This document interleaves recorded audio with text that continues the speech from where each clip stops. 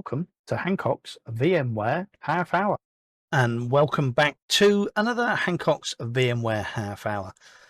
And if you've been following this mini series on VMware Workstation Pro 17.6, based on feedback and comments and searches against the channel, I've spent some time doing a few videos on how to install Linux on VMware Workstation Pro 17.6. And in part one, we covered Ubuntu 24.04.1 LTS.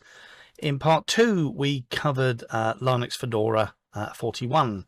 In part three, we covered our friend, let's have a little look in VMware Workstation Pro.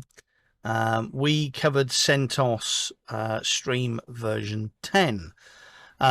So I did say that I was going to do three, but then there was another one that cropped up that I thought, well, I've got to do this because this is one that I use a lot. And I use this a lot in VMware Workstation Pro on my daily driver laptops. And that's Kali, K-A-L-I. And the Kali distro, I think, is probably famous or popular. It's interesting that I think I picked up a little thing from our fixer in Sri Lanka that used the word famous. Obviously, it wasn't his English wasn't his first language, so he was using the term famous when he meant popular. So I'm going to use it now. So anyway, Kali is famous, I think, for really penetrating testing. We use it on Try Hack Me. We use it to hack the box. So it's a collection of tools which are really, really handy for you to use. And interestingly, and I mentioned this in the end of the last video, part 3, that in the UK it was considered that if you were a teenager with a laptop and you had a Linux distro on it, then the police would think that you were a hacker. And I'll leave you with that thought. But anyway, so without further ado, again, File, New virtual machine, typical. I'm going to install the operating system later. I'm not going to use the installer disk image and use the quick install because that doesn't work very well. So Kali is based on Debian 12. So you won't find it in the list. So I'm actually just going to change this and I'm going to call it Kali. K-A-L-I. K-A-L-I.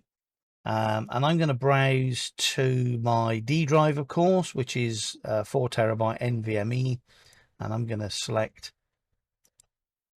KRI, followed by next. Again, performance, use a single file, not split. We've discussed that in the last couple of videos. I'm going to change the memory. I'm going to put 4096. I'm happy with the number of processors.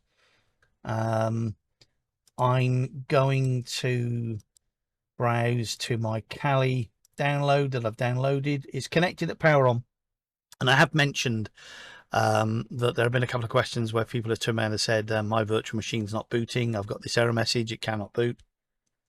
Make sure that you have got connected at power on, and you have obviously basically got a good bootable ISO. If you're unsure that the ISO is valid, then compare the signatures that are published on the download site.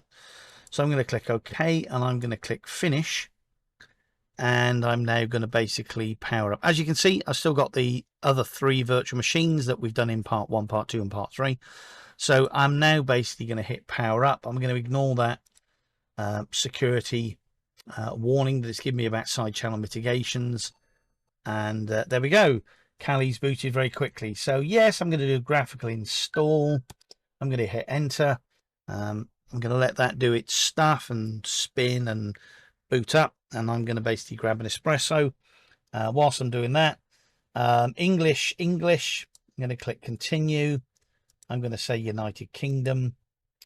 I want a British English keyboard. Obviously, you would obviously specify your language and your keyboards. I'm going to have a drink of this a minute. That is a bit cooler. So that's detecting the hardware. It's waiting for an IP address. If you don't get an IP address, then check your networking and check that you have got DHCP running from your router. The host name, I'm going to call it Cali. I am going to type in my domain name here, which, as you probably know by now, is cyrusconsultants.co.uk. With hindsight, 20 something 60 I don't know, 26 27 years ago, I think it was the anniversary of the company, I think the last couple of days. Anyway, I would have chosen a much shorter domain name all those years ago, really, because it has been a complete pain in the ass all those years typing that in and writing it down as well. So I should have really just called it Cyrus, but I didn't.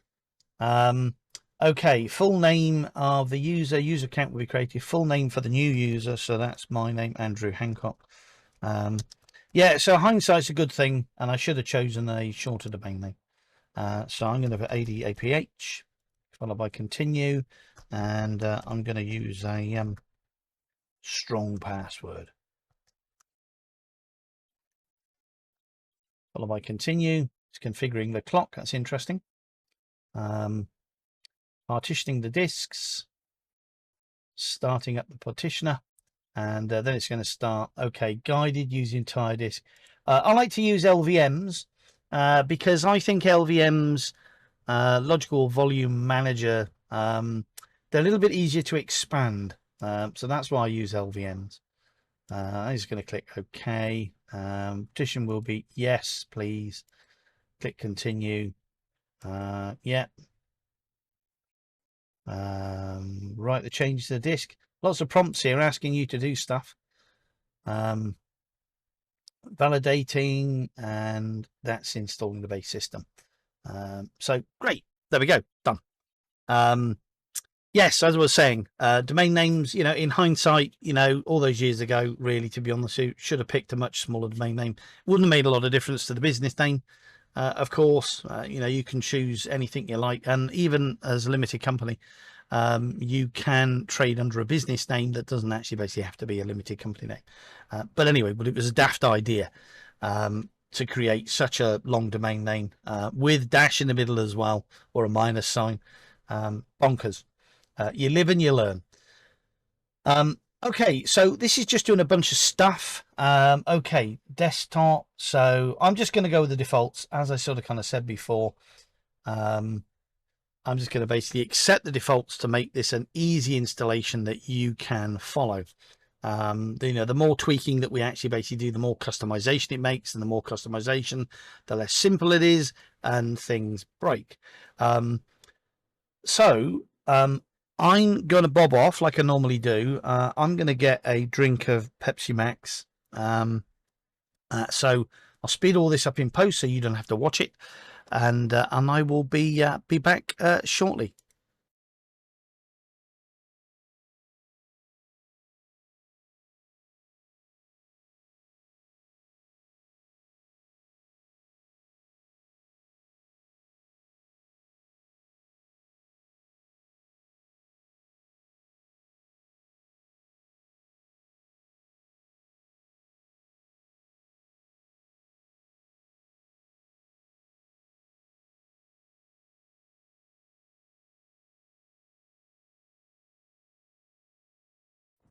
And we're back. Okay, so a lot of packages there, a lot of software. Okay, so yep, this is a new system. So I'm going to click continue. You need to make the newly installed bootable by installing grub. So we're going to select dev/SDA because that's the only disk in the system, followed by continue. It's installing the grub bootloader. It's installing Open VMware tools, sending a hardware clock. It's just doing the final bits and pieces, dotting the I's and crossing the T's.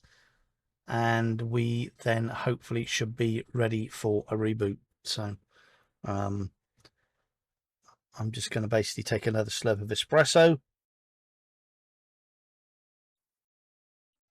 We're coming up to about lunchtime. So, okay.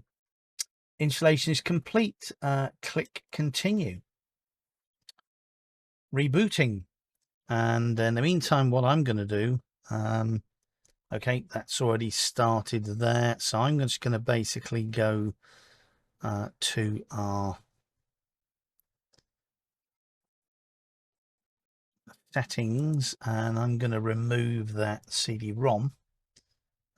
So I'm just going to say not connected. I'll buy OK, and hopefully that will continue to boot, and then we can log in. So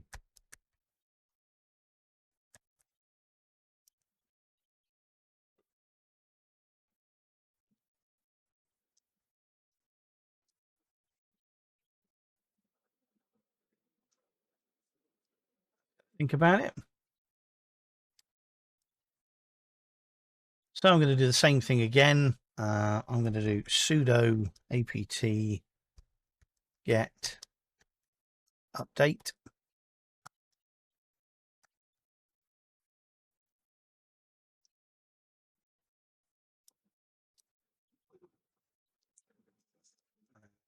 Say upgrade. Lots to update there. So I'll just let that tick.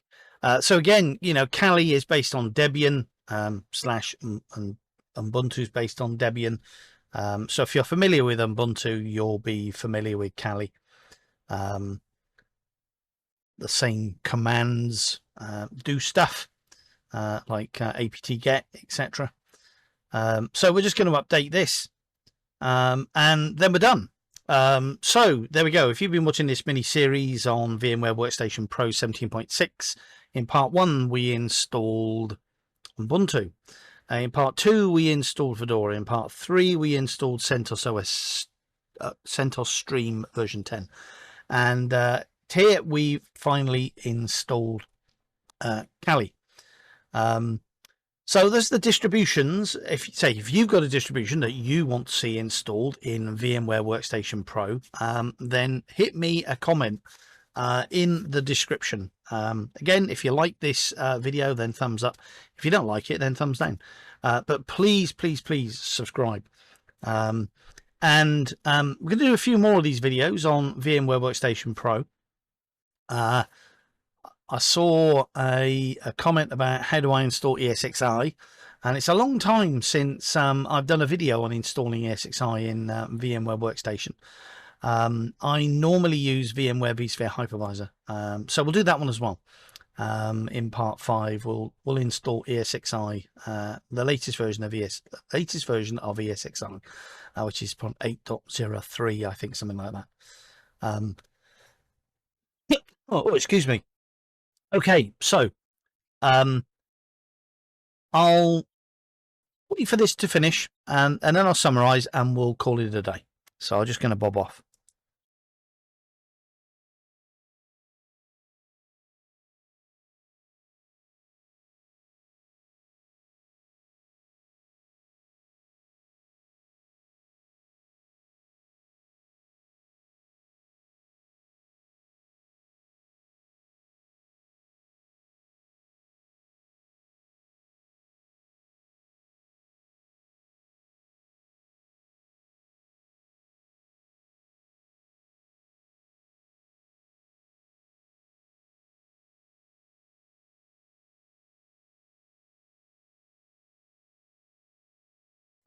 So finally, sometime later, we're done.